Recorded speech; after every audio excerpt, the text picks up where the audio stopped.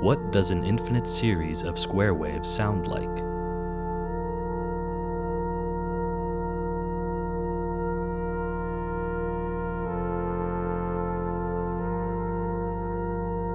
What I mean is, if we stacked an infinite number of square waves, spaced one octave apart, what would it sound like?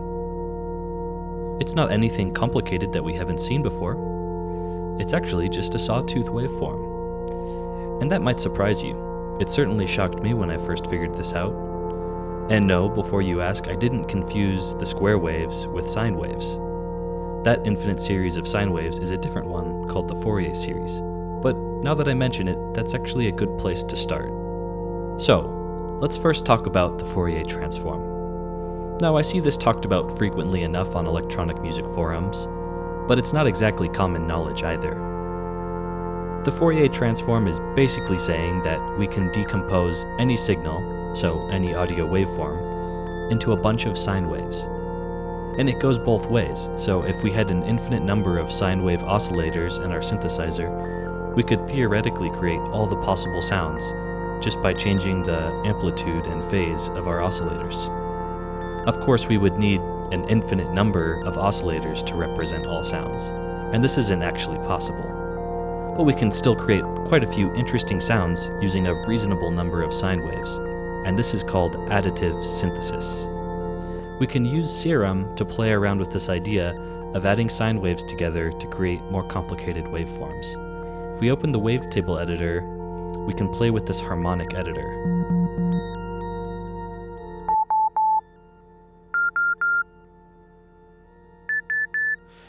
These different columns add different sine waves to our waveform.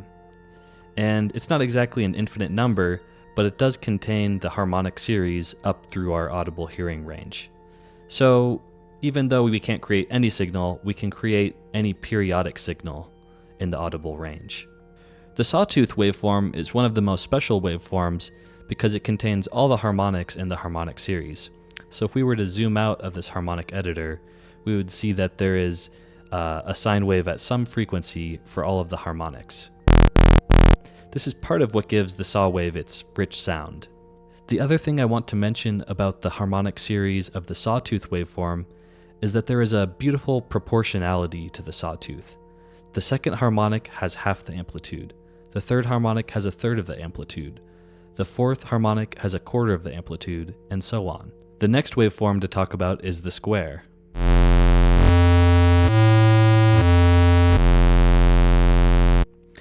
The square, unlike the saw, only contains a subset of the harmonics.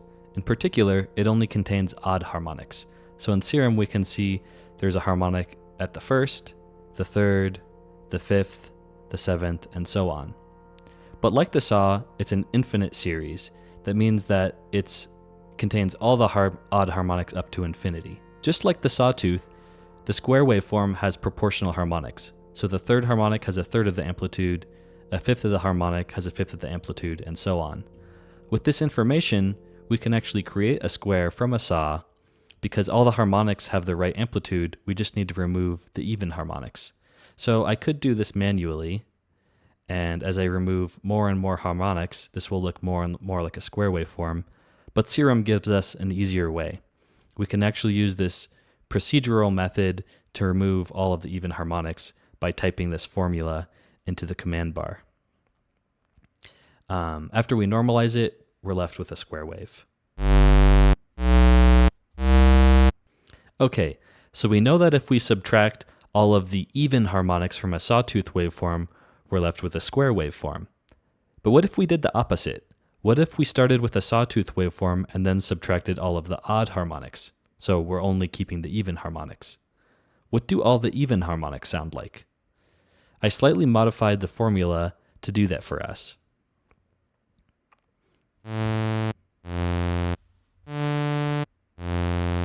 Wait, that's just another sawtooth waveform.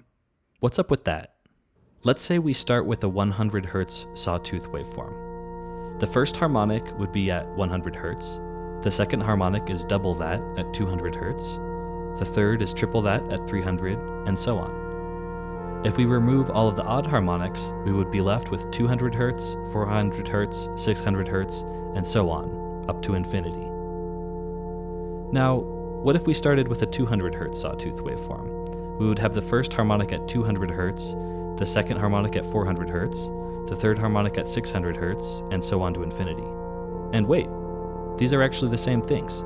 So if we remove all of the odd harmonics from our 100 Hz sawtooth waveform, we're left with a 200 Hz sawtooth waveform, just with half the amplitude.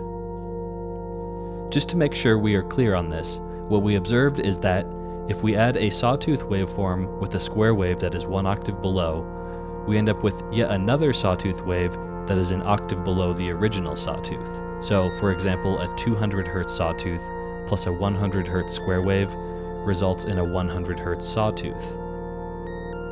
If we were to repeat this process by putting yet another square wave below this at 50 Hz, we know that the terms on the right turn into a 100 Hz sawtooth.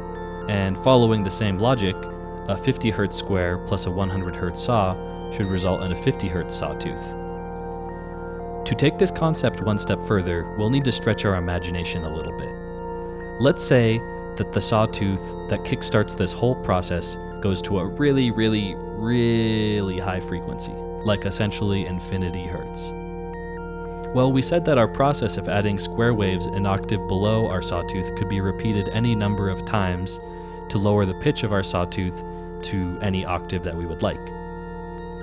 Well, since we're starting with a sawtooth with an infinite frequency, we would need to add an infinite number of sawtooth waves in order to tune the pitch of this sawtooth wave into something we can hear, like in this example to 50 Hertz. This may sound kind of crazy, but this type of trick is used pretty frequently in mathematics. It's called a telescoping series. And the Fourier series that we talked at the beginning is actually using the same trick, where the infinite series of sine waves eventually turns into a sawtooth wave. And the part of this that makes this infinite series not explode is, like I talked about, a sawtooth waveform has proportional harmonics. The proportion would be that the first harmonic has a 1-to-1 scale, the second harmonic has a 1/2 scale. And if we were to extrapolate this all the way to an infinite frequency, that means that this infinite frequency sawtooth wave has a 1/infinity scale. That means that it's basically nothing. We can treat this sawtooth wave like it doesn't really exist. So what is ending up making this 50 Hertz sawtooth wave is actually the infinite number of square waves before it. You might be wondering if anything that I've talked about can be used practically, because while we can use math tricks to talk about an infinite number of square waves, when it comes to an actual synthesizer, we only have a limited number of oscillators at our disposal. But is this really a problem? Because we don't really hear up to an infinite number of frequencies. We really just hear up to about 20 kilohertz. So if we can accurately recreate all of the sawtooth harmonics up to 20 kilohertz, we should be good, right?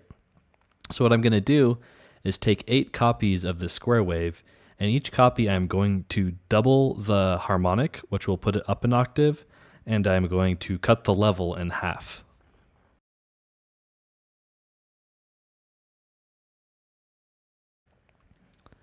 Okay, I've added 9 octaves of square waves, and I'll bring them in one at a time and recreate the sawtooth wave.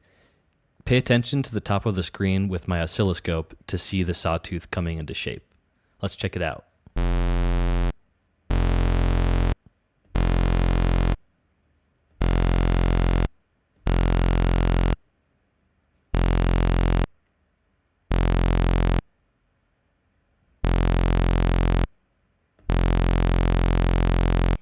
Once I add in that last square wave, I stop hearing these really high artifacts, and it's actually pretty interesting. Like, it's almost barely noticeable in the waveform, but I can still just notice these really crummy sounding artifacts without this top square tooth oscillator. And when I went back and checked my math, it actually made sense that I needed this 9th one, because my original math was for a 100 Hertz square wave, but since I'm playing a low F, we actually need this 9th square wave oscillator to get all the harmonics up to 20 kilohertz. So even though we would need an infinite series of square waves to create a perfect sawtooth, We can fool our ears into thinking that we're hearing a sawtooth with just 9 square oscillators. But what's the point of that? Couldn't we have just used a sawtooth? Well, in my experience, anytime there is an idea that is interesting, and in my opinion, this is a very interesting idea, by playing around with this idea and manipulating it, there's tons of really cool sound design opportunities. So one way to take this would maybe to go into an aggressive route, and we could mess with the phase of the signal or detune these oscillators from each other to get a more aggressive sound.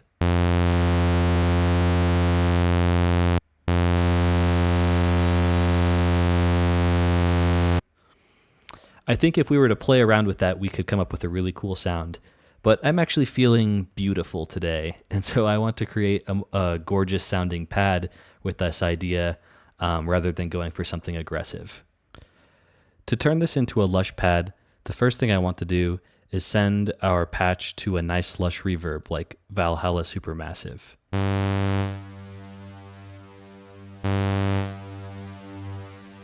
It's definitely lush. If anything, its decay time is way too long, but we can keep it like that for now. The next thing I want to do is swap out these square wave oscillators for a wavetable which morphs between a square and a sine wave. And I'm actually using a filter to do this morphing. And I did this for all the oscillators, and when we map the wavetable position to this macro, we can sweep all the oscillators from a sine wave into a square. Let's see what that sounds like.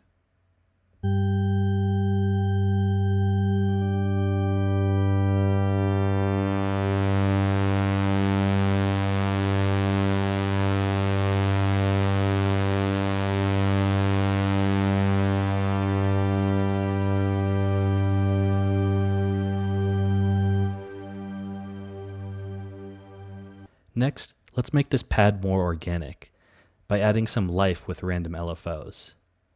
I'm going to create a group called randoms to keep things organized because I want each oscillator to have its own LFO.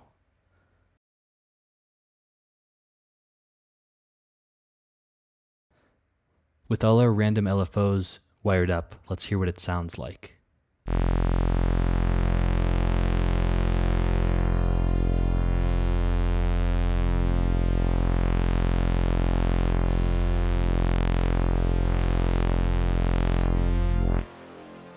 With this macro towards the right, you can really hear what the randoms are doing at a fast frequency, but let's keep it towards the left for this pad. Make it nice and slowly evolving.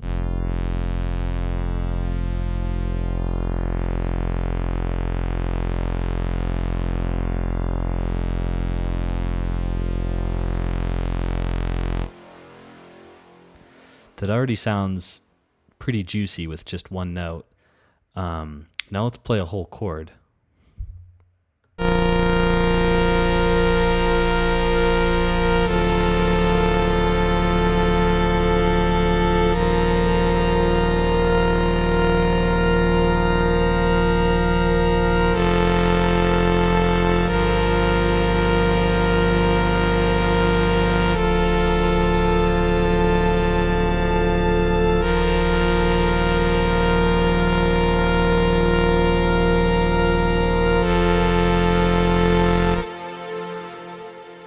Wow, it's already getting somewhere.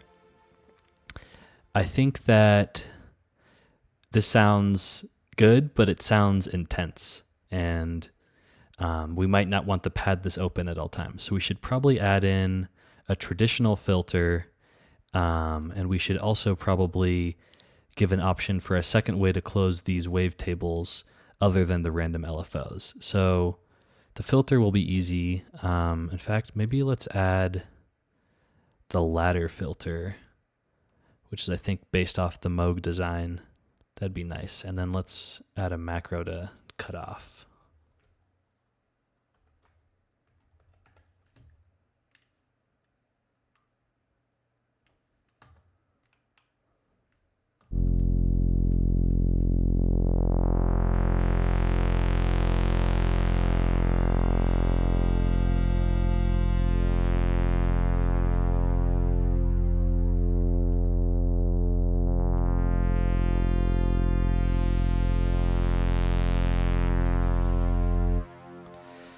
And then I want to add a second way to close these wavetables. So to do that, maybe what this can do is multiply with the random LFOs. So when this is low, the random LFOs are disabled, and when it's high, the random LFOs are fully active.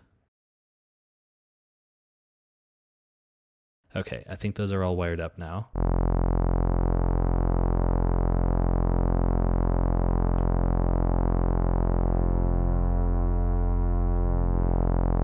And that actually does the opposite of what I want. It keeps the wavetables completely open.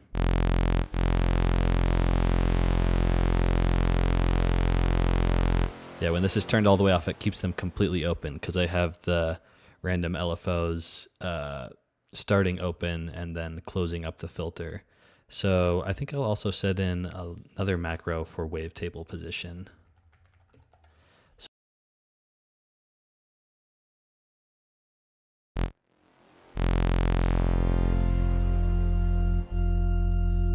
Great. So now when the wavetable position is like this, we're all the way closed. And even with this random amount turned up, we're still closed. So this was a better way to close the filter, but it doesn't hurt to have this control. Maybe we'll want it later.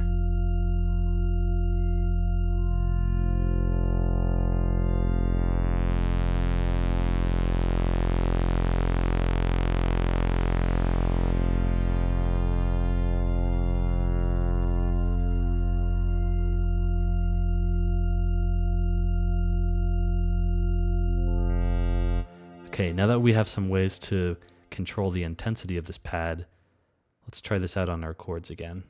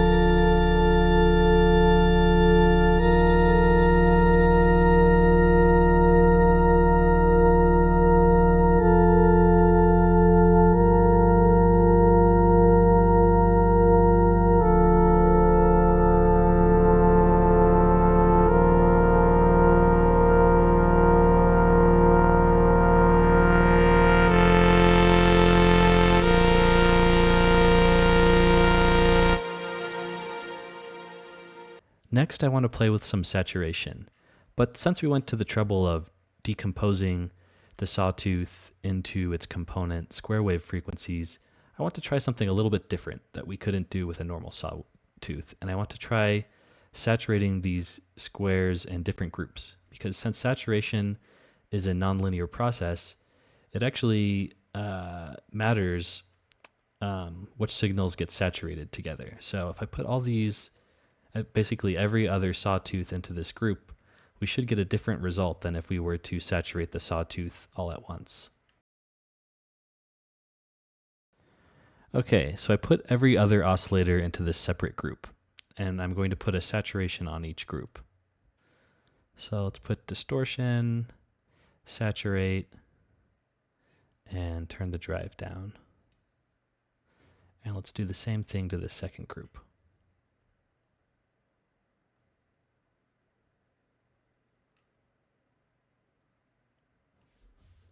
Now, especially as we turn this wavetable position towards the sine waves, let's hear what that distortion is doing.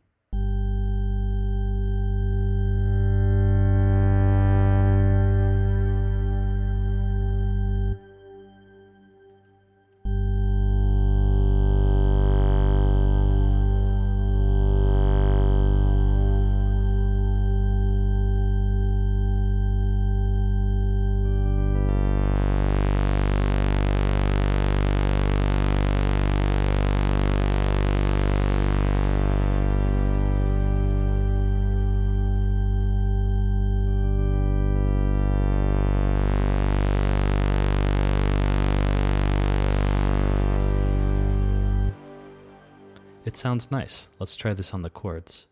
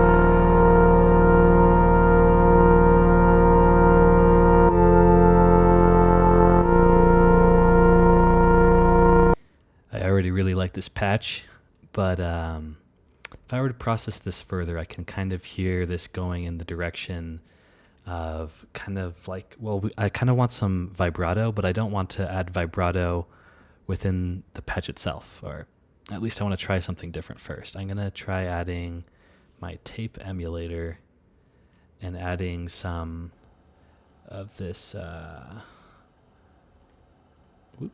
want to add some of this flutter and wow, which will adjust the pitch and kind of warble it, but it will also warble the reverb tail. So I think that's why it'll be nicer to put this on in post-processing. Let's hear what this sounds like.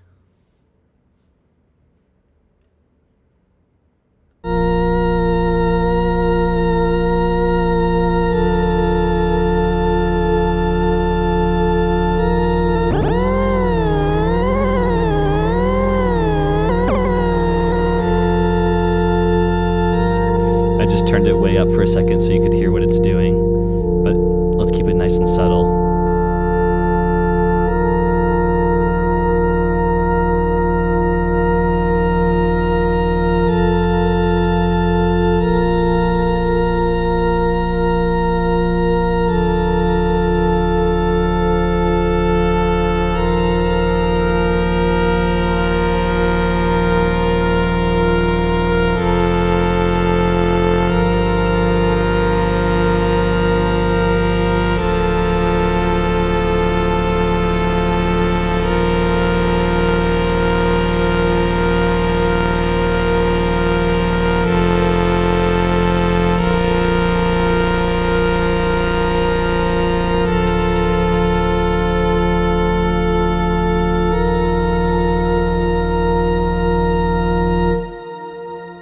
Oh man, yeah, I'm totally getting lost in this pad. I will definitely be using this on a lot of tracks.